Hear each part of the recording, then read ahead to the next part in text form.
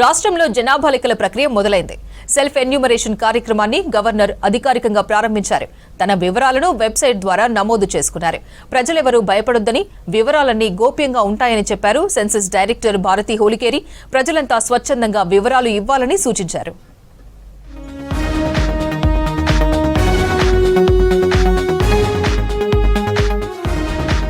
రాష్ట్రంలో జనాభా లెక్కల ప్రక్రియ షురూ అయింది. కుటుంబ సభ్యుల వివరాల నమోదు ప్రక్రియను ఆన్లైన్లో అధికారులు అందుబాటులో ఉంచారు.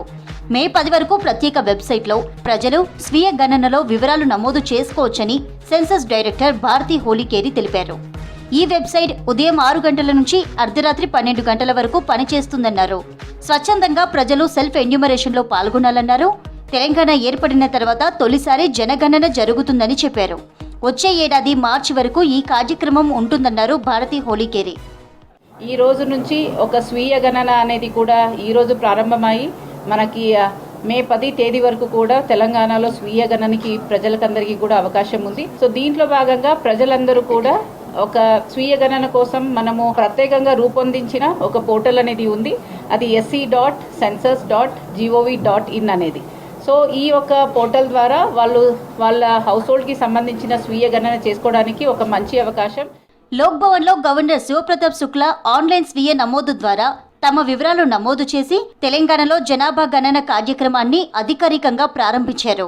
జనాభా గణన అనేది కీలకమైన జాతీయ కార్యక్రమం అన్నారు గవర్నర్ శివప్రతాప్ శుక్లా. ప్రతి ఒక్కరూ జనగణనలో పాల్గొనాలని పిలుపునిచ్చారు. यह योजना निर्माण, सुशासन तथा संसाधनों के समान वितरण के आधारशिला है, जिससे समाज के प्रत्येक वर्ग तक विकास का लाभ सुनिश्चित किया जा सके। तेलंगाना राज्य की पहली जनगणना है।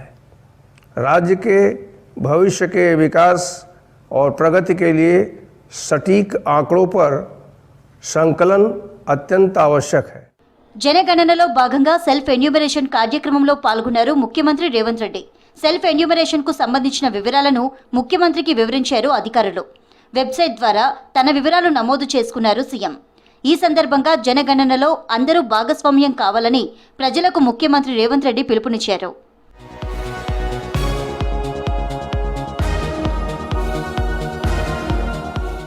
పండుగల ప్రజలంతా జనగణనలో పాల్గొనాలన్నారు కేంద్ర మంత్రి కిషన్ రెడ్డి. దేశం అభివృద్ధి చెందాలంటే జనాభా లెక్కలు ముఖ్యమని చెప్పారు. తొలుత ఇండ్ల మ్యాపింగ్ చేసి తర్వాత జనాభా లెక్కలు చేస్తారన్నారు కిషన్ రెడ్డి. ప్రజలంతా వివరాలు నికరంగా ఇవ్వాలని సూచించారు కేంద్ర మంత్రి. ఈ జనాభా సేకరణ ద్వారానే భారతదేశం యొక్క పూర్తిగా ఎన్ని భాషలు ఉన్నాయి, ఎన్ని రకాల జీవన విధానాలు ఉన్నాయి, అన్ని వివరాలు కూడా ప్రపంచ చిత్రపటంలో మనం ఆవిష్కరించడానికి అవసరం ఉంటుంది.